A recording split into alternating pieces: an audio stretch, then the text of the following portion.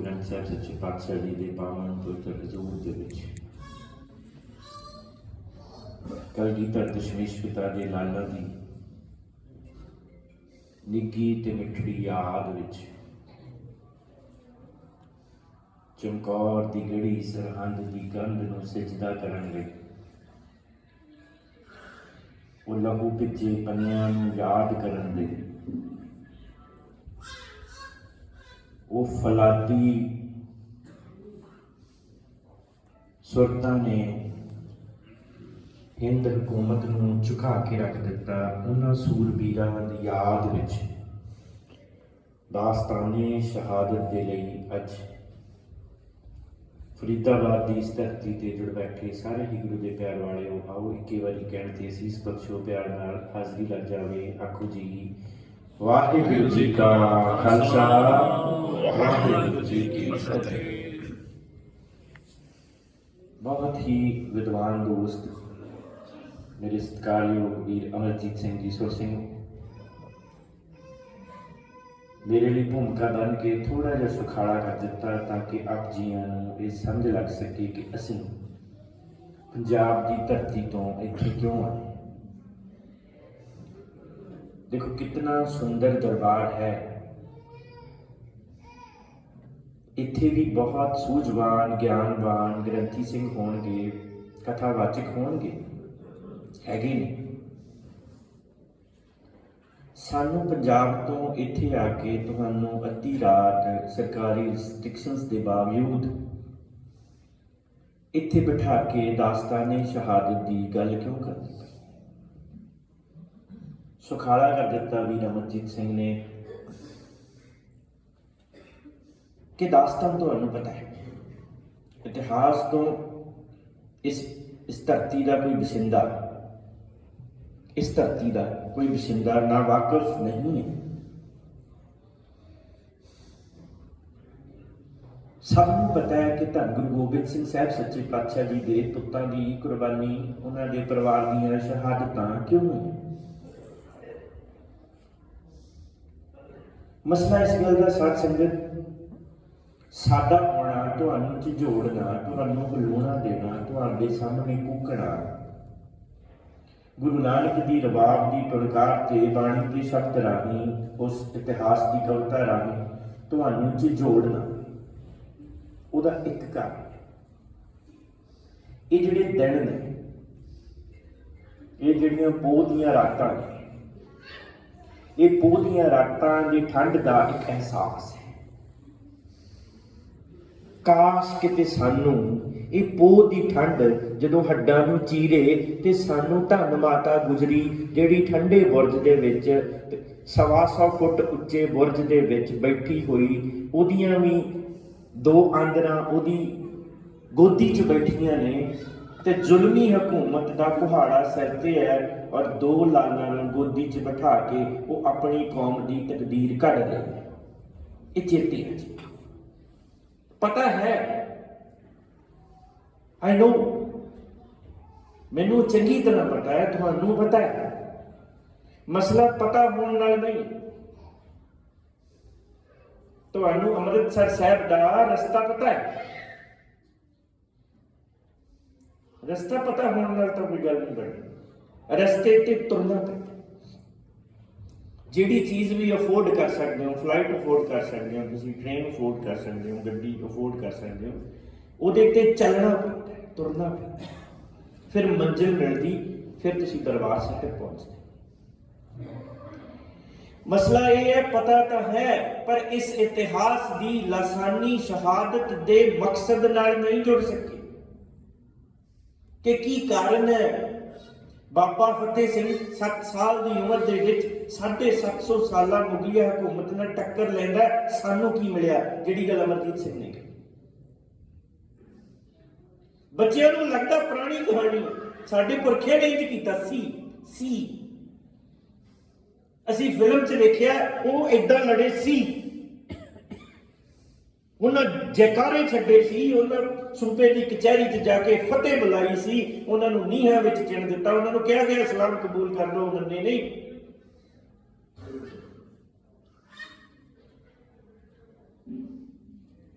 ਕੀ ਫਰਕ ਪੈਣਾ? ਕੀ ਇਸ ਦਾਸਤਾਨ ਸੁਣਨ ਤੋਂ ਬਾਅਦ ਜ਼ਿੰਦਗੀ ਵਿੱਚ ਕੋਈ ਬਦਲਾਅ ਆਇਆ? This is the question. ਕੀ ਕੋਈ ਇਨਕਲਾਬ ਆਇਆ? ਜ਼ਿੰਦਗੀ ਬਦਲੀ? ਜਦੋਂ ਇੱਥੋਂ ਜੋੜੇ ਪਾ ਕੇ ਲੰਗਰ ਛਕ ਕੇ ਇਹਨਾਂ ਦਾ ਖਰਚਾ ਕਰਾ ਕੇ ਆਪਾਂ ਤੁਰ ਜਾਣਾ, ਗੁਰਦੁਆਰਾ ਪ੍ਰਬੰਧਕ ਕਮੇਟੀ ਨੇ ਖਰਚਾ ਕੀਤਾ, ਜਦੋਂ ਅਸੀਂ ਇੱਥੋਂ ਤੁਰ ਜਾਣਾ ਹੈ ਤੇ ਕੀ ਸਵੇਰੇ ਸਾਡੀ ਜ਼ਿੰਦਗੀ ਨੂੰ ਕੋਈ ਨਵਾਂ ਹੁਲਾਰਾ ਮਿਲੂ? ਕੀ ਸਵੇਰੇ ਸੁਰਤ ਗੰਢੀ ਜਾਊਗੀ? ਕੀ ਉਸ ਡੁੱਲੇ ਹੋਏ ਲਹੂ ਦਾ ਅਹਿਸਾਸ ਸੁਰਤ ਵਿੱਚ ਰਹੇਗਾ? ਕਿ ਜਾਂ ਫਿਰ ਦੁਬਾਰਾ ਕੱਲ 9 ਵਜੇ ਜਦੋਂ ਸੁੱਤੇ ਉੱਠਣਾ ਹੈ ਤੇ ਟਿਕਟੌਕ ਵੀਡੀਓਜ਼ ਦੇ ਉੱਤੇ ਸਕਰੋਲਿੰਗ ਕਰਦਿਆਂ ਤੁਹਾਡੀਆਂ ਉਂਗਲਾਂ ਦੇ ਨੌਕ ਘਿਸ ਜਾਣਗੇ ਤੇ ਤੁਹਾਡੀਆਂ ਗੋਦੀਆਂ 'ਚ ਬੈਠੇ ਬੱਚੇ ਜਿਹੜੇ ਅੱਜ ਸਾਹਿਬਜ਼ਾਦਿਆਂ ਦੀ ਗੱਲ ਸੁਣ ਰਹੇ ਨੇ ਤੇ ਉਹ ਕੱਲ ਨੂੰ ਆਨਲਾਈਨ ਗੇਮਿੰਗ ਦੇ ਵਿੱਚ ਆਪਣਾ ਟਾਈਮ ਵੇਸਟ ਕਰਕੇ ਆਪਣੀ ਜ਼ਿੰਦਗੀ ਖਰਾਬ ਕਰ ਦੇਣਗੇ। ਚੇਂਜ ਆਈ ਕਿ ਨਹੀਂ ਆਈ? ਤੇ ਜੇ ਧੰਨ ਗੁਰੂ ਗੋਬਿੰਦ ਸਿੰਘ ਜੀ ਦੇ ਪੁੱਤ ਕਫਨ ਤੋਂ ਬਿਨਾਂ ਗਏ, ਪਿਆਸੇ ਇਸ ਜਹਾਨ ਤੋਂ ਤੁਰ ਗਏ, 7 ਸਾਲ ਤੇ 9 ਸਾਲ ਦੇ ਮਾਸੂਮ ਨੀਹਾਂ 'ਚ ਚਿਣੇ ਗਏ, ਉਹਨਾਂ ਨੂੰ ਛੁਰੀਆਂ ਨਾਲ ਕੋਹ ਕੇ ਸ਼ਹੀਦ ਕਰ ਦਿੱਤਾ ਗਿਆ, ਉਹ ਤੜਪ ਕੇ ਇਸ ਸੰਸਾਰ ਤੋਂ ਕੂਚ ਕਰਕੇ ਸਾਡੇ ਬਦਲੇ, ਜੇ ਇਸ ਦਾਸਤਾਨ ਨੇ ਵੀ ਸਾਡੀ ਜ਼ਿੰਦਗੀ 'ਚ ਕੋਈ ਬਦਲਾਅ ਨਹੀਂ ਲਿਆਂਦਾ ਤਾਂ ਮੈਨੂੰ ਦੱਸੋ ਤੁਸੀਂ ਇੰਨੇ ਪੱਥਰ ਦਿਲ ਹੋ ਗਏ? ਗੁਰੂ ਘਰ ਦਾ ਆਇਆ ਨਾ, ਫਾਇਦਾ ਕੀ ਹੈ? ਜੇ ਗੁਰੂ ਘਰ ਆਏ, ਇਹ ਦਾਸਤਾਨ ਦੀ ਗੱਲ ਸੁਣੀ, ਅਸੀਂ ਬਾਣੀ ਨਾਲ ਜੋੜ ਹੀ ਨਹੀਂ ਸਕੇ। ਸਾਡੀ ਜਿਹੜੀ ਸੁਰਤ ਹੈ, ਹੁਣੇ ਉਹਨਾਂ ਨੇ ਦੱਸਿਆ ਸੀ, ਬੀਬੀ ਹਰਪਾਲ ਸਿੰਘ ਨੇ ਕਿਹਾ ਸੀ, ਉਹ ਬੱਚਿਆਂ ਦੀ ਸੁਰਤ ਗੁਰਬਾਣੀ ਦੇ ਰਾਹੀਂ ਗੁਰੂ ਗੋਬਿੰਦ ਸਿੰਘ ਨੇ ਘੜੀ ਹੋਈ ਹੈ।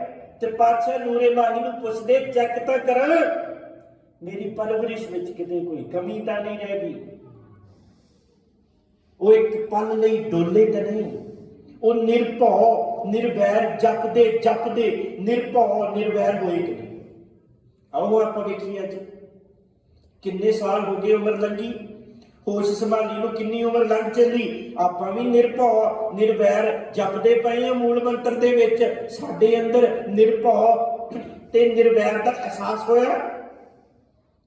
ਨਹੀਂ, ਬਿਲਕੁਲ ਅਹਿਸਾਸ ਨਹੀਂ। ਜੇ ਸਾਡੇ ਅੰਦਰ ਨਿਰਭਉ ਤੇ ਨਿਰਵੈਰ ਦਾ ਅਹਿਸਾਸ ਹੋਇਆ ਹੁੰਦਾ ਤੇ ਤੁਸੀਂ ਕੱਲ ਦਾ ਤਮਾਸ਼ਾ ਦੇਖ ਰਹੇ ਹੋ, ਦਿੱਲੀ ਕਮੇਟੀ 'ਚ ਗੋਲਕਾਂ ਤੋਂ ਸਾਡੇ ਲੀਡਰ ਏਦਾਂ ਜੁੱਤੀ ਹੁੰਦੇ। ਬਾਬਾ ਫਤਿਹ ਸਿੰਘ ਕਿਉਂ ਸ਼ਹੀਦ ਹੋਏ? ਉਹ ਕਹਿੰਦੇ ਮੇਰੇ ਪਿਓ ਨੇ ਜਿਹੜੇ ਸਿਧਾਂਤ ਨੂੰ ਦੁਨੀਆ ਤੇ ਲਾਗੂ ਕਰਨਾ, ਉਹ ਇਹ ਗੱਲ ਕਹਿੰਦਾ ਕਿ ਮੈਂ ਕਿਸੇ ਦਾ ਵੈਰੀ, ਪਰ ਉਹਦੇ ਨਾਲ ਮੈਨੂੰ ਕਿਸੇ ਦਾ ਡਰ ਵੀ ਨਹੀਂ। ਇਹ ਇੰਟਰਲਿੰਕਡ ਹੈ, ਇੱਕ ਕਨੈਕਸ਼ਨ ਹੈ ਕਿ ਨਿਰਭਉ ਤੇ ਨਿਰਵੈਰ ਹੋਣਾ ਇੱਕ ਇਨਸਾਨੀ, ਭਾਵੇਂ ਹਿੰਦੂ ਬੈਠਾ ਇੱਥੇ ਭਾਵੇਂ ਮੁਸਲਮਾਨ ਹੈ, ਜਿਹੜਾ ਇਸ ਸੰਸਾਰ ਤੇ ਆਇਆ, ਜੇ ਉਹ ਨਿਰਭਉ ਤੇ ਨਿਰਵੈਰ ਨਹੀਂ ਹੈ ਉਹ ਧਰਮੀ ਨਹੀਂ ਹੋ ਸਕਦਾ। ਕਿਉਂਕਿ ਨਿਰਭਉ ਤੇ ਨਿਰਵੈਰ ਦੋਵੇਂ ਰੱਬ ਦਾ ਗੁਣ ਨੇ, ਤੇ ਕੋਈ ਰੱਬ ਦਾ ਬੰਦਾ ਕਿਵੇਂ ਹੋ ਸਕਦਾ ਜੇ ਉਹਦੇ ਵਿੱਚੋਂ ਦੋ ਗੁਣ ਹੀ ਨਹੀਂ ਆਏ? ਹੁਣ ਆਪਾਂ ਆਪਣੇ ਅੰਦਰ ਪਰਮਪਾਲ ਸਿੰਘ ਤੇ ਤੁਸੀਂ ਮੈਂ ਸਤਿਗੁਰੂ ਜੀ ਆਪਣੇ ਦੇ ਹਜ਼ੂਰ 'ਚ ਬੈਠੇ ਹਾਂ, ਆਪਾਂ ਸਾਰਿਆਂ ਨੇ ਅੰਮ੍ਰਿਤ ਵੀ ਵਿੱਚ ਬਥੇਰਿਆਂ ਨੇ ਛਕਿਆ ਹੋਇਆ ਹੈ, ਅਸੀਂ ਗੁਰੂ ਘਰ ਵੀ ਆਉਣੇ ਆ, ਸੇਵਾ ਵੀ ਕਰਦੇ ਆ, ਇੱਥੇ ਪ੍ਰਸ਼ਾਦੇ ਬਣਾਉਣੇ ਵੀ ਆ, ਪ੍ਰਸ਼ਾਦੇ ਛਕਦੇ ਵੀ। ਤੇ ਫਰੀਦਾਬਾਦ ਵਾਲਿਓ, ਆਓ ਹਾਂ ਆਪਣੇ ਅੰਦਰ ਝਾਤੀ ਮਾਰੀਏ ਕਿ ਅਸੀਂ ਨਿਰਭਉ ਤੇ ਨਿਰਵੈਰ ਹੋ ਸਕੇ ਕਿ ਨਹੀਂ ਹੋ ਸਕੇ। ਤੇ 317 ਸਾਲ ਪਹਿਲਾਂ ਗੁਰੂ ਦੇ ਪੁੱਤ ਆਪਣੀ ਜਾਨ ਦੇ ਕੇ ਸਾਨੂੰ ਨਿਰਭਉ ਤੇ ਨਿਰਵੈਰ ਦੇ ਰਾਹ ਪਾ ਗਏ, ਤੇ 317 ਸਾਲਾਂ ਬਾਅਦ ਉਹਨਾਂ ਦੀ ਗਈ ਹੋਈ ਜਾਨ ਦਾ ਫਾਇਦਾ ਕੀ ਹੈ ਜੇ ਸਾਡੇ 'ਚ ਦੋ ਗੁਣ ਹੀ ਨਹੀਂ ਅਜੇ ਆਏ? ਹਾਂਜੀ, ਆਪਾਂ ਤੁਰਾਂਗੇ ਕਿਵੇਂ, ਅੱਗੇ ਕਿਵੇਂ ਤੁਰਾਂਗੇ? ਉਹ ਤੇ 1430 ਅੰਗ ਧੰਨ ਸ਼੍ਰੀ ਗੁਰੂ ਗ੍ਰੰਥ ਸਾਹਿਬ ਦੀ ਅਗਾਧ ਬੋਧ ਬਾਣੀ ਪੂਰੇ ਸੰਸਾਰ ਤੇ ਹਰ ਇੱਕ ਮਨੁੱਖ ਨੂੰ ਜ਼ਿੰਦਗੀ ਦਾ ਚਾਨਣ ਬਖਸ਼ਦੀ ਹੈ। ਆਪਾਂ ਪੜ੍ਹਦੇ ਹਾਂ ਗੁਰਬਾਣੀ ਇਸ ਜਗ ਮਹਿ ਕਿਹਦੇ ਲਈ? ਸਿਰਫ ਸਿੱਖਾਂ ਲਈ? ਹਾਂਜੀ, ਗੁਰਬਾਣੀ ਇਸ ਜਗ ਮਹਿ ਚਾਨਣ ਸਿਰਫ ਸਿੱਖਾਂ ਲਈ? ਨੋ, ਸੂਰਜ ਨਹੀਂ ਦੇਖਦਾ ਕਿ ਹਿੰਦੂਆਂ ਦੇ ਘਰੇ ਕਿਰਨਾਂ ਦੇ ਰਿਹਾ ਕਿ ਸਿੱਖਾਂ ਦੇ ਘਰੇ ਕਿਰਨਾਂ ਦੇ ਰਿਹਾ, ਸ਼ੂਦਰਾਂ ਦੇ ਦੇ ਰਿਹਾ ਕਿ ਮੈਂ ਖੱਤਰੀਆਂ ਦੇ ਦੇ ਰਿਹਾ। ਸੂਰਜ ਫਰਕ ਕਰਦਾ? ਸੂਰਜ ਰੱਬ ਦੀ ਆ ਚੀਜ਼ ਹੈ, ਰੱਬ ਦੀ ਵਸਤਾ, ਫਰਕ ਨਹੀਂ ਕਰਦੀ। ਨਦੀ ਫਰਕ ਕਰਦੀ? ਨਦੀ ਰੱਬ ਦੀ ਚੀਜ਼ ਹੈ, ਉਹ ਫਰਕ ਨਹੀਂ ਕਰਦੀ। ਭਾਵੇਂ ਮੁਸਲਮਾਨ ਟੁੱਪੀ ਲਾ ਲੇ, ਭਾਵੇਂ ਸਿੱਖ ਲਾ ਲੇ, ਭਾਵੇਂ ਹਿੰਦੂ ਲਾ ਲੇ, ਭਾਵੇਂ ਸ਼ੂਦਰ ਲਾ ਲੇ, ਭਾਵੇਂ ਕੋਈ ਜਾਨਵਰ, ਉਹਨੂੰ ਕੋਈ ਫਰਕ ਨਹੀਂ। ਜਿਹੜਾ ਪੇੜ ਹੈ, ਰੁੱਖ, ਉਹ ਜਦੋਂ ਫਰੂਟ ਦਿੰਦਾ ਉਹ ਦੇਖਦਾ? ਹਿੰਦੂ ਤੋੜ ਰਿਹਾ, ਮੁਸਲਮਾਨ ਦਾ ਹੱਥ ਹੈ। ਜਦੋਂ ਰੇਹੜੀ ਦੇ ਉੱਤੇ ਤੁਸੀਂ ਫਰੂਟ ਮਾਰਕੀਟ ਜਾਂਦੇ ਹੋ ਤੇ ਉਹ ਬੰਦਾ ਫਰਕ ਕਰਦਾ ਕਿ ਅੰਬ ਮੁਸਲਮਾਨਾਂ ਨੂੰ ਦੇਣੇ ਆ, ਹਿੰਦੂਆਂ ਦੇ ਜਿਹੜੇ ਆ ਉਹ ਕੇਲੇ ਨੇ, ਇਦਾਂ ਕੋਈ ਹੁੰਦਾ? ਤੁਸੀਂ ਕਹੋਗੇ ਪਾਗਲ ਹੋ ਗਿਆ, ਕਿਹੋ ਜਿਹੀਆਂ ਗੱਲਾਂ ਕਰਦਾ? ਇਹ ਕੁਦਰਤ ਦੀ ਚੀਜ਼ ਹੈ, ਇਹ ਸਾਰਿਆਂ ਨੂੰ ਬਰਾਬਰਤਾ ਹੈ, ਸਾਰੇ ਹੀ ਖਾਂਦੇ ਨੇ। ਇਹ ਕਿਸੇ ਟਿਪੀਕਲ ਬੰਦੇ ਲਈ ਨਹੀਂ ਹੈ। ਉਸੇ ਹੀ ਤਰ੍ਹਾਂ ਜਿੱਦਾਂ ਗੁਰਬਾਣੀ ਦਾ ਚਾਨਣ ਰੱਬ ਦੀ ਦਾਤ ਹੈ, ਜੈਸੀ ਮੈਂ ਆਵੇ, ਤੇ ਫਿਰ ਇਹ ਕਿਵੇਂ ਵੰਡੀ ਪਾ ਸਕਦੀ ਹੈ? ਇਹ ਕਿਵੇਂ ਨਫ਼ਰਤ ਪੈਦਾ ਕਰ ਸਕਦੀ ਹੈ? ਇਹ ਤਾਂ ਪਿਆਰ ਵੰਡਣ ਦੀ ਬਾਤ ਹੈ। ਜੇ ਪਿਆਰ ਵੰਡਣ ਦੀ ਬਾਤ ਸੀ ਤੇ ਸਾਹਿਬਜ਼ਾਦੇ ਨਿਰਭਉ ਤੇ ਨਿਰਵੈਰ ਦੀ ਗੱਲ ਕਹਿੰਦੇ ਇਸ ਸੰਸਾਰ ਤੋਂ ਕੂਚ ਕਰਕੇ ਸਾਡੇ ਬਦਲੇ। ਤੇ ਮੈਨੂੰ ਇਹ ਸਮਝਾਓ, ਨਫ਼ਰਤ ਕਿੱਥੋਂ ਆ ਗਈ? ਨਫ਼ਰਤ ਆ ਨਾ, ਕਿਤੇ ਅਸੀਂ ਮਿਸ਼ਨਰੀ ਹੋਣੇ, ਸਾਡੀ ਟਕਸਾਲੀਆਂ ਨਾਲ ਨਫ਼ਰਤ। ਉਹ ਕਹਿੰਦੇ ਸਾਡਾ ਫਲਾਨਾ ਧੜਾ ਕਮੇਟੀ ਚੋਂ ਦਾ ਚੋਣ ਨਿਸ਼ਾਨ ਆਇਆ, ਦੂਜੇ ਦਾ ਚੋਣ ਨਿਸ਼ਾਨ ਆਇਆ, ਉਹਨਾਂ ਦਾ ਦੂਜਾ ਧੜਾ, ਇਹ ਸਾਡਾ ਵੈਰੀ ਹੈ, ਇਹ ਸਾਡੀ ਵਿਰੋਧੀ ਧਿਰ ਹੈ। ਉਹ ਗੁਰੂ ਘਰਾਂ 'ਚ ਕੋਈ ਵਿਰੋਧੀ ਧਿਰ ਹੁੰਦੀ ਹੈ? ਤੁਸੀਂ ਰੋਜ਼ ਪੜ੍ਹਦੇ ਸੀ, ਨਾ ਕੋ ਬੈਰੀ ਸਗਲ ਸੰਗ ਇੱਕ ਨੂਰ ਤੇ ਸਭ ਜਗ ਉਪਜੇ। ਤੇ ਅੱਛਾ, ਦੂਜੇ ਧੜੇ ਵਾਲੇ ਉਹ ਕਿਸੇ ਹੋਰ ਨੂਰ ਤੋਂ ਉਪਜੇ। ਤੁਹਾਨੂੰ ਤੇ ਕਿਹਾ ਸੀ ਸਾਰੇ ਸੰਸਾਰ ਨੂੰ ਕਲਾਵੇ ਚ ਲਓ, ਪੂਰੀ ਦੁਨੀਆ ਤੇ ਆਇਆ ਹੋਇਆ ਪੈਦਾ ਹੋਇਆ ਹਰ ਮਨੁੱਖ ਅਕਾਲ ਪੁਰਖ ਵਾਹਿਗੁਰੂ ਦੀ ਅੰਸ਼ ਦੇਣ, ਉਹਦਾ ਨੂਰ ਹੈ, ਇੱਕ ਨੂਰ ਤੇ ਇਹ ਸਾਰਾ ਤੇਰਾ ਹੈ। ਧਰਤੀ ਸਾਡੀ ਮਾਂ ਹੈ, ਮਾਤਾ ਧਰਤ ਮਹਤ। ਭਾਰਤ ਮਾਤਾ ਵਾਲੇ ਵੀ ਨੇ, ਅਮਰੀਕਾ ਮਾਤਾ ਵਾਲੇ ਵੀ ਨੇ। ਅਸੀਂ ਕਿਹੜੇ ਸੀ? ਅਸੀਂ ਤਾਂ ਧਰਤੀ ਮਾਤਾ ਵਾਲੇ ਸੀ। ਅਸੀਂ ਨਹੀਂ ਫਰਕ ਕਰਦੇ ਕਿਹੜਾ ਅਮਰੀਕਾ, ਕਿਹੜਾ ਕੈਨੇਡਾ, ਕਿਹੜਾ ਕੋਈ, ਸਾਨੂੰ ਕੋਈ ਫਰਕ ਨਹੀਂ। ਇੱਥੇ ਗੁਰੂ ਦਾ ਸਿਧਾਂਤ ਯੂਨੀਵਰਸਲ। ਇਸੇ ਬਦਲੇ ਤਾਂ ਸ਼ਹਾਦਤਾਂ ਹੋਈਆਂ।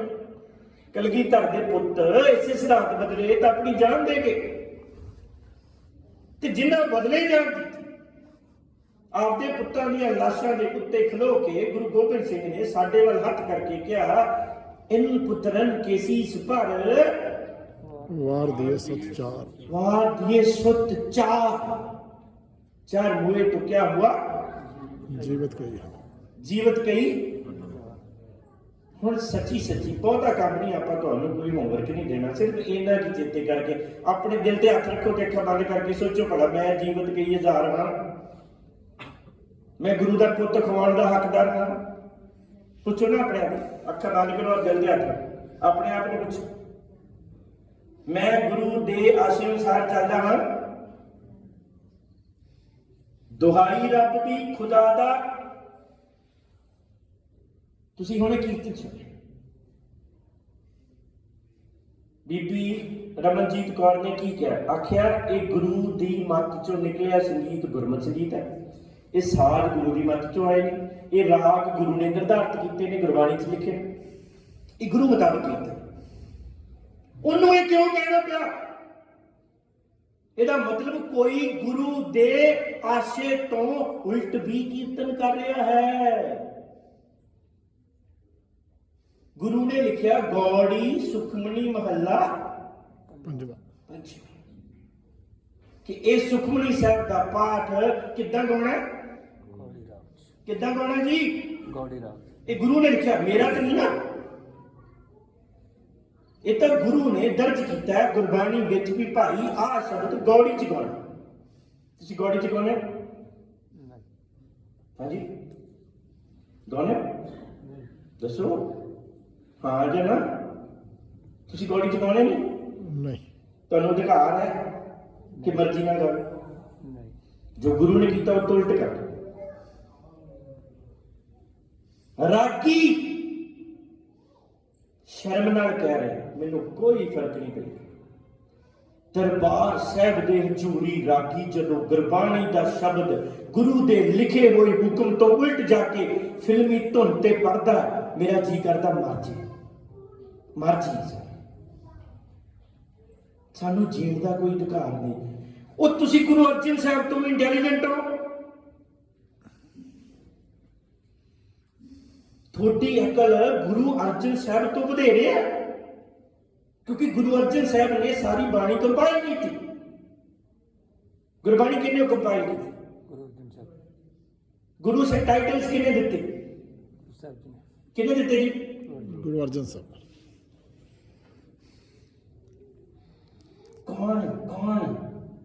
ਕੌਣ ਗੁਰੂ ਤੋਂ ਬੈਟਰ ਆਪਣੀ ਅਕਲ ਵਰਤ ਕੇ ਗੁਰਬਾਣੀ ਨੂੰ ਮਰਜ਼ੀ ਮੁਤਾਬਕ ਗਾ ਸਕਦੇ? ਵਾਹ, ਤੁਸੀਂ ਲਾਓ ਕੀਤਾ ਲੋਕਾਂ ਨੂੰ।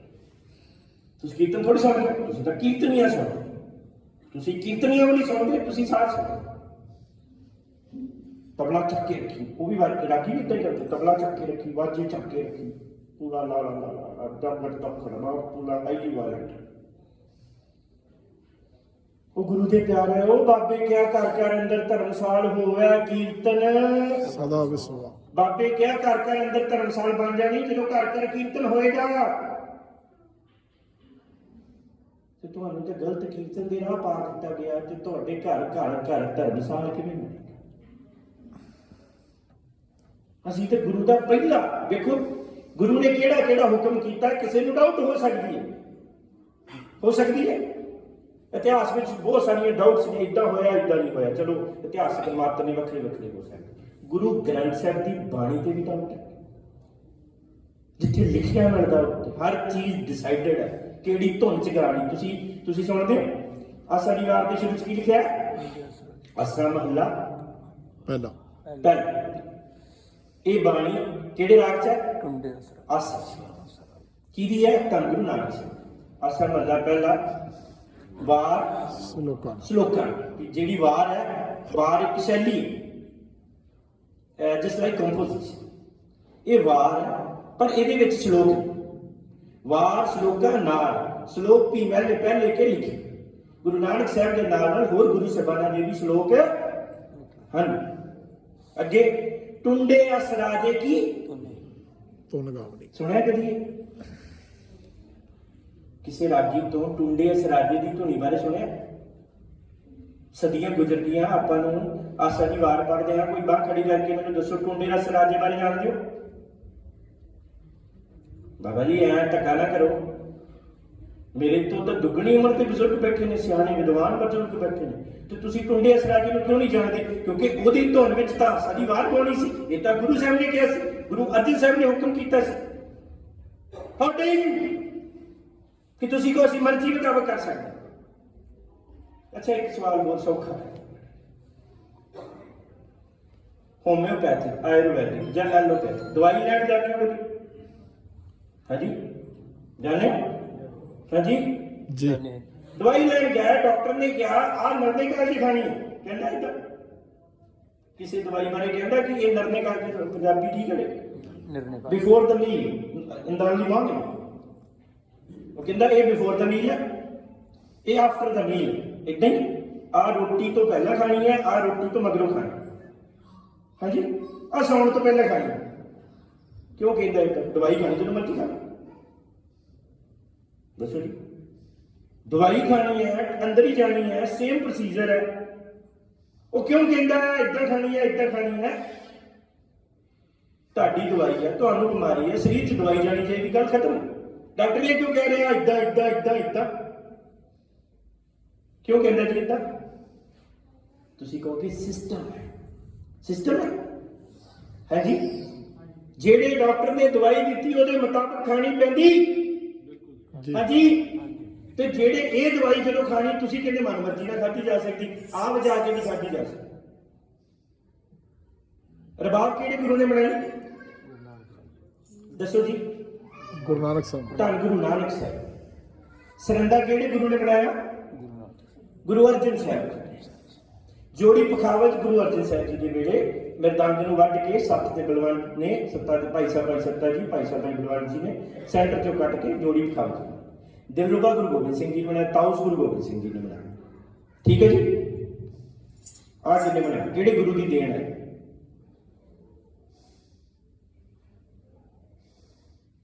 ਲਿਖਿਆ ਕਿ ਬਾਣੀ ਨੂੰ ਇਹ ਵੀ ਵਰਤੇ ਜਾ ਸਕਦੇ। ਬਾਬੇ ਕਿਹਾ ਵਜਨ ਤਾਲ ਮਿਰਦੰਗ ਰਬਾਬ। ਇਹ ਰਬਾਬ ਦੂਰ ਕਿਵੇਂ? ਮੈਨੂੰ ਇਹਦੀ ਕੋਈ ਪ੍ਰੋਬਲਮ ਨਹੀਂ, ਤੁਹਾਡੇ ਲਈ ਈਜ਼ੀ ਹੈ, ਇੱਦਾਂ ਗਾਓ, ਮਾੜਾ ਨਹੀਂ ਹੈ। ਮੈਂ ਸਿਰ ਝੁਕਾਉਣਾ ਉਹਨਾਂ ਸਾਰੀਆਂ ਆਪਣੀਆਂ ਮਤਾਵਾਂ ਨੂੰ ਜਿਨ੍ਹਾਂ ਨੇ ਇੱਥੇ ਗੁਰੂ ਘਰ 'ਚ ਜੁੜ ਕੇ ਇੱਕ ਦਿਨ ਚੁਣ ਕੇ ਭਾਵੇਂ ਇਹਨਾਂ ਨਾਲ ਕੀਰਤਨ ਕੀਤਾ ਪਰ ਆਪਣੇ ਆਪ ਨੂੰ ਗੁਰਬਾਣੀ ਨਾਲ ਜੋੜੀ ਰੱਖਿਆ, ਆਪਣੀ ਵਿਰਾਸਤ ਨਾਲ ਜੁੜੇ। ਮੈਂ ਤੁਹਾਨੂੰ ਸਿਰ ਝੁਕਾਉਣਾ, ਪਰ ਮੈਂ ਇਹ ਪੁੱਛਣਾ ਚਾਹੁੰਦਾ, ਕੋਈ ਗੱਲ ਨਹੀਂ, ਟਾਈਮ ਬੀਇੰਗ ਇਹ ਸਹੀ ਹੈ, ਇਹ ਈਜ਼ੀ ਹੈ, ਹੱਥ ਦੇ ਮਾਰ ਕੇ ਗਾਉਣਾ ਬਹੁਤ ਸੌਖਾ ਹੈ। ਪਰ what's the problem with the ਰਬਾਬ? ਫਿਰ ਰਬਾਬ ਨਾਲ ਸਮੱਸਿਆ ਕੀ ਹੈ? ਗੁਰੂ ਨੇ ਰਬਾਬ ਦਿੱਤੀ ਸਾਡੇ ਘਰ ਚ। ਅੱਛਾ, ਹੱਥ ਕਿਹੜੇ ਗੁਰੂ ਜਿਨ੍ਹਾਂ ਦੇ ਘਰ ਚ ਰਬਾਬ ਦੀ ਫੋਟੋ ਹੈ? ਰਬਾਬ ਦੀ ਫੋਟੋ ਜਿਹਨਾਂ ਘਰਾਂ ਚ ਹੈ ਨਹੀਂ, ਸਿੱਖ ਬੈਠੇ ਸਨ। ਹਿੰਦੂ ਵੀਰਾਂ ਨੂੰ ਮਾਫ ਕਰੋ, ਚਿਕਨ ਤੁਹਾਡਾ ਵੀ ਨਸਲ ਹੈ। Raise your hands ਜਿਨ੍ਹਾਂ ਦੇ ਘਰਾਂ 'ਚ ਰਬਾਬ ਦੀ ਫੋਟੋ ਹੈਗੀ। ਓਕੇ, ਰਬਾਬ ਦੀ ਫੋਟੋ ਨਹੀਂ ਹੈਗੀ, ਫਿਰ ਰਬਾਬ ਤਾਂ ਸਾਰੇ ਘਰਾਂ 'ਚ ਹੋਏਗੀ। ਤੁਸੀਂ ਕਹੋਗੇ ਵੀ ਫੋਟੋ ਤੇ ਜ਼ਰੂਰਤ ਨਹੀਂ ਪਈ, ਸਿੱਧੀ ਰਬਾਬ ਹੀ ਰੱਖ ਲਈ ਆਪਾਂ ਆਪਣੇ ਘਰ 'ਚ। ਗੁਰੂ ਨਾਨਕ ਸਾਹਿਬ ਦੀ ਬਖਸ਼ਿਸ਼ ਹੈ, ਗੁਰੂ ਨਾਨਕ ਦੀ ਸੁਰਤ 'ਚੋਂ ਨਿਕਲੀ। ਭਾਈ ਫਰੰਦਾ ਮਿਸਤਰੀ ਉਹਨੇ ਬਣਾਈ ਹੈ, ਨਿਕਲੀ ਗੁਰੂ ਨਾਨਕ ਦੀ ਸੁਰਤ 'ਚੋਂ। ਜਿਹੜਾ ਸਾਜ਼ ਗੁਰੂ ਨਾਨਕ ਦੀ ਸੁਰਤ 'ਚੋਂ ਪੈਦਾ ਹੋਇਆ ਤੁਹਾਡੇ ਘਰ ਹੈਗਾ ਤੇ ਤੁਸੀਂ ਭਾਲਦੇ ਸਿੱਖੀ ਸਾਡੇ ਘਰੇ ਆ ਜੀ। ਬੱਚੇ ਨਸ਼ਿਆਂ ਤੋਂ ਬਚ ਜਾਣ, ਬੱਚੇ ਕਹਿਣੇ ਚ ਆ ਜਾਣ। ਐਂਗਰ ਮੈਨੇਜਮੈਂਟ ਲਈ 2-2 ਹਜ਼ਾਰ ਰੁਪਏ ਦੇ ਆਨਲਾਈਨ ਕੋਰਸ ਕਰਦੇ ਹੋ, ਸਾਨੂੰ ਸੰਗ ਨਹੀਂ ਆਉਂਦੀ। ਬੱਚਾ ਮੋਟੀਵੇਸ਼ਨ ਲੈਣ ਲਈ 2000 ਰੁਪਏ ਦਾ ਆਨਲਾਈਨ ਕੋਰਸ ਕਰ ਰਿਹਾ ਤੇ ਕੋਈ ਸੰਦੀਪ ਮਹੇਸ਼ਰੀ ਵਰਗਾ ਪੋਜ਼ਿਟਿਵ ਥਿੰਕਿੰਗ ਦਾ ਸਪੀਕਰ ਉਹਨੂੰ 2000 ਰੁਪਏ ਤੇ ਪੋਜ਼ਿਟਿਵ ਥਿੰਕਿੰਗ ਦੇ ਰਿਹਾ ਤੇ 7 ਸਾਲ ਦਾ ਬਾਬਾ ਫਤਿਹ ਸਿੰਘ ਤੁਹਾਨੂੰ ਪੋਜ਼ਿਟਿਵ ਥਿੰਕਿੰਗ ਨਹੀਂ ਦੇ ਰਿਹਾ। ਉਹ ਮੈਂਟਲ ਹੀਲ ਨਹੀਂ ਕਰ ਰਿਹਾ, ਰਬਾਬ ਮੈਂਟਲ ਹੀਲ ਨਹੀਂ ਕਰ ਰਹੀ ਤੇ ਤੁਹਾਨੂੰ ਮੈਡੀਟੇਸ਼ਨ ਦੀਆਂ ਕਲਾਸਾਂ ਲਾਉਣੀਆਂ ਪੈਂਦੀਆਂ ਨੇ। ਵਾਓ, 5000 ਰੁਪਇਆ ਦੇ ਕੇ 10000 ਰੁਪਇਆ ਦੇ ਕੇ ਮੈਡੀਟੇਸ਼ਨ ਦੀ ਕਲਾਸ ਜਾ ਰਹੇ ਹੈ, ਮੈਡੀਟੇਸ਼ਨ ਸ਼ਿਵਰ 'ਚ ਜਾ ਰਹੇ ਹੈ। ਕਿਉਂ? ਕਿਉਂਕਿ ਆਹ ਮੈਡੀਟੇਸ਼ਨ ਨਾਲ ਤਾਂ ਪੂਰੀ ਨਹੀਂ ਪਈ। ਜਿਹੜੀ ਕੌਮ ਰਬਾਬ 'ਚ ਪੈਦਾ ਹੋਈ ਹੈ ਉਹ ਕੌਮ 5-5000 ਦੇ ਕੈਂਪ ਲਾ ਕੇ ਮੈਡੀਟੇਸ਼ਨ ਭਾਲ ਰਹੀ ਹੈ। ਵਾਓ, ਸਲੂਟ ਹੈ ਤੁਹਾਨੂੰ। ਆਖੋਗੇ ਬਹੁਤ ਕੌੜਾ ਬੋਲਿਆ, ਕੀ ਹੋਇਆ? ਪ੍ਰਬੰਧਕਾਂ ਨੂੰ ਕਹੋਗੇ ਇਹੋ ਜਿਹੇ ਪਾਗਲ ਨੂੰ ਦੁਬਾਰਾ ਨਾ ਸੱਦਿਓ, ਕੋਈ ਚੱਕਰ ਨਹੀਂ। ਇਹ ਮੇਰੀ ਕਮਾਈ ਦਾ ਸਾਧਨ ਨਹੀਂ, ਮੈਂ ਬੁੱਕ ਨਹੀਂ ਹੋ ਕੇ ਆਇਆ ਆਪਣੇ ਪ੍ਰਧਾਨ ਜੀ ਵਿੱਚ। ਪਰ ਝੋਲੀ ਅੱਡ ਕੇ ਅੱਜ ਕਰਨੀ ਗੁਰੂ ਦੇ ਪਿਆਰ ਵਾਲੇ, ਉਹ ਬਹੁਤ ਟੇਢਾ ਕੰਮ ਕਰਦਾ। ਫਰੀਦਾਬਾਦ 'ਚ ਐਂਬੂਲੈਂਸ ਹੋਏਗੀ? ਹਾਂਜੀ ਹੋਏਗੀ। ਫਾਇਰ ਬ੍ਰਿਗੇਡ ਵੀ ਹੋਏਗੀ? ਹੈਗਾ? ਤੁਸੀਂ ਚਾਹੁੰਦੇ ਹੋ ਅੱਗ ਲੱਗ ਜਾਏ? ਬਟ ਫਿਰ ਵੀ ਫਾਇਰ ਬ੍ਰਿਗੇਡ ਹੈ ਨਾ। ਰੱਬ ਨਾ ਕਰੇ ਅੱਗ ਲੱਗ ਜਾਵੇ ਤੇ ਐਟਲੀਸਟ ਸਾਡੇ ਕੋਲ ਇੱਕ ਡਿਫੈਂਸ ਮੈਕੈਨਿਜ਼ਮ ਚਾਹੀਦਾ ਜਿਹੜਾ ਅੱਗ ਤੇ ਕਾਬੂ ਪਾਏ, ਹੈ ਨਾ। ਅਸੀਂ ਚਾਹੁੰਦੇ ਨਹੀਂ ਕਿਸੇ ਦਾ ਐਕਸੀਡੈਂਟ ਹੋਵੇ, ਕਿਸੇ ਨੂੰ ਕਾਰਡਿਕ ਉਹ ਪ੍ਰੋਬਲਮ ਆਵੇ, ਅਸੀਂ ਚਾਹੁੰਦੇ ਨਹੀਂ। ਬਟ ਫਿਰ ਵੀ ਐਂਬੂਲੈਂਸ ਰੱਖੀ ਹੈ ਕਿ ਰੱਬ ਨਾ ਕਰੇ ਕਿਸੇ ਨੂੰ ਕੋਈ ਮੈਡੀਕਲ ਐਮਰਜੈਂਸੀ ਹੋਵੇ, ਪਲੀਜ਼ ਅਸੀਂ ਉਹਨੂੰ ਸਹੀ ਟਾਈਮ ਤੇ ਹਸਪੀਟਲ ਲੈ ਕੇ ਜਾ ਸਕੀਏ। ਇਹਨੂੰ ਕੀ ਕਹਿੰਦੇ? ਡਿਫੈਂਸ ਮੈਕੈਨਿਜ਼ਮ, ਬਚਾਓ ਦੇ ਸਾਧਨ। ਤੇ ਸੁਰਤ ਲਈ ਇੱਥੋਂ ਵਾਸਤੇ ਹਸਪੀਟਲ, ਖਰਬਾਂ ਰੁਪਏ ਦਾ ਹਸਪੀਟਲ, ਮੈਡੀਕਲ ਸਾਇੰਸ ਅੱਤ ਕਰਾ ਦਿੱਤੇ। ਇੱਥੋਂ ਵਾਸਤੇ ਸੁਰਤ ਲਈ ਕਿੰਨੇ ਹਸਪੀਟਲ ਆ ਫਰੀਦਾਬਾਦ 'ਚ?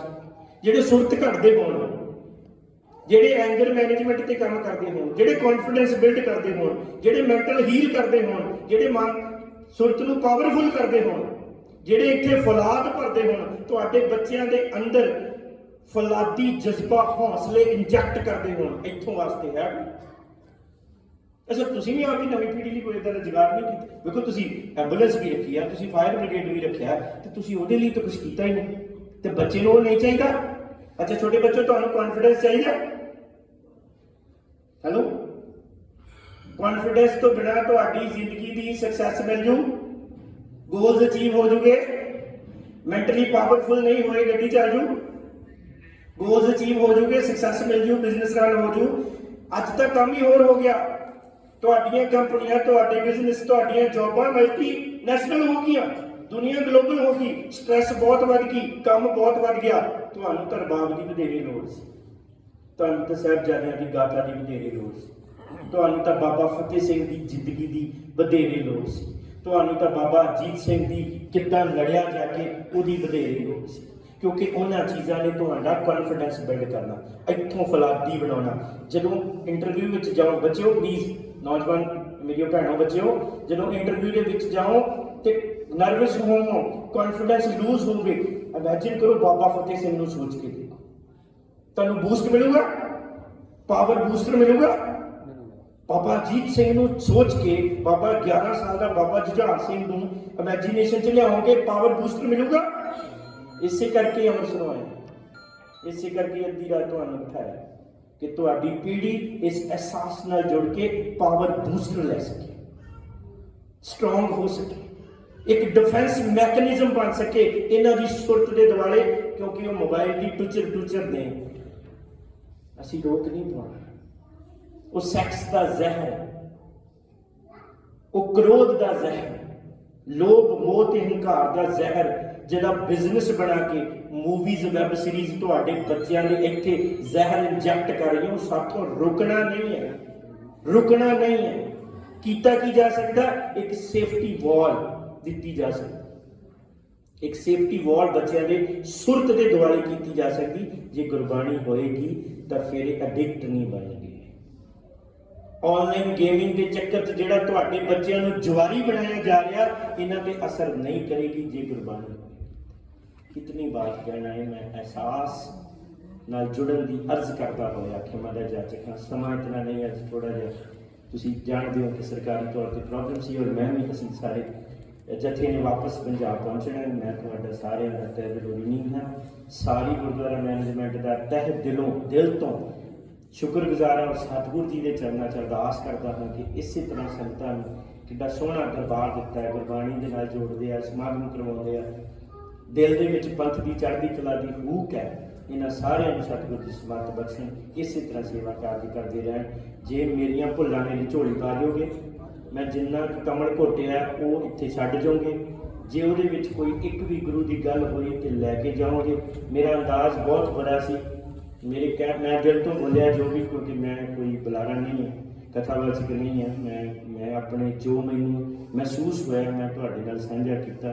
ਕੋਸ਼ਿਸ਼ ਜ਼ਰੂਰ ਕਰਿਓ, ਜਿੰਨੇ ਜੋਗੀਆਂ ਆਪਣੇ ਆਪਣੇ ਘਰਾਂ ਨੂੰ, ਆਪਣੀਆਂ ਗੋਦੀਆਂ 'ਚ ਬੈਠੇ ਬੱਚਿਆਂ ਨੂੰ ਇੰਜੈਕਟ ਕਰਿਓ ਸਿੱਖੀ। ਕਿਉਂਕਿ ਜੇ ਇੰਜੈਕਟ ਨਹੀਂ ਕੀਤੀ ਤੇ ਉਹ ਮੋਬਾਈਲ ਨੇ ਰੁਕਣਾ ਨਹੀਂ ਹੈ, ਉਹਨੇ ਅੱਗ ਬਣਾਉਣੀ ਹੈ। ਇਸ ਤੋਂ ਪਹਿਲਾਂ ਉਹ ਅੱਗ ਤੁਹਾਡਾ ਘਰ ਬਰਬਾਦ ਕਰ ਦੇ, ਤੁਹਾਡੇ ਘਰ ਦੇ ਰਿਸ਼ਤੇ ਤਾਰ ਕਰ ਦੇ, ਤੁਹਾਡਾ ਬੱਚਾ ਤੁਹਾਡੇ ਕਹਿਣੇ ਤੋਂ ਬਾਹਰ ਹੋ ਜਾਏ। ਉਸ ਤੋਂ ਪਹਿਲਾਂ ਇਹਨੂੰ ਸਿੱਖੀ ਨਾਲ ਜੋੜ ਦਿਓ। ਇਹ ਧੰਨ ਗੁਰੂ ਕਲਗੀਧਰ ਦਸ਼ਮੇਸ਼ ਪਿਤਾ ਦੇ ਪੁੱਤਾਂ ਦਾ ਵਾਰਿਸ ਬਣ ਕੇ ਉਹਨਾਂ ਵਾਂਗ ਸੱਚ ਲਈ, ਹੱਕ ਲਈ, ਆਪਣੇ ਧਰਮ ਲਈ, ਆਪਣੀ ਕੌਮ ਲਈ, ਤੁਹਾਡੇ ਲਈ, ਆਪਣੇ ਸੋਹਣੇ ਭਵਿੱਖ ਲਈ ਜ਼ਿੰਦਗੀ ਬਤੀਤ ਕਰੇਗਾ। ਹੋਈਆਂ ਭੁੱਲਾਂ ਚੁੱਕਾਂ ਦੀ ਖਿਮਾ ਗੱਜ ਕੇ ਅਸੀਸ ਰੂਪ ਵਿੱਚ ਫੀਡਬੈਕ ਦਿੰਦਿਆਂ ਹੋਇਆ ਫਤਿਹ ਬੁਲਾਉਣਾ। ਪਿਆਰ ਨਾਲ ਆਖੋ ਜੀ, ਵਾਹਿਗੁਰੂ ਜੀ ਕਾ ਖਾਲਸਾ, ਵਾਹਿਗੁਰੂ ਜੀ ਕੀ ਫਤਿਹ।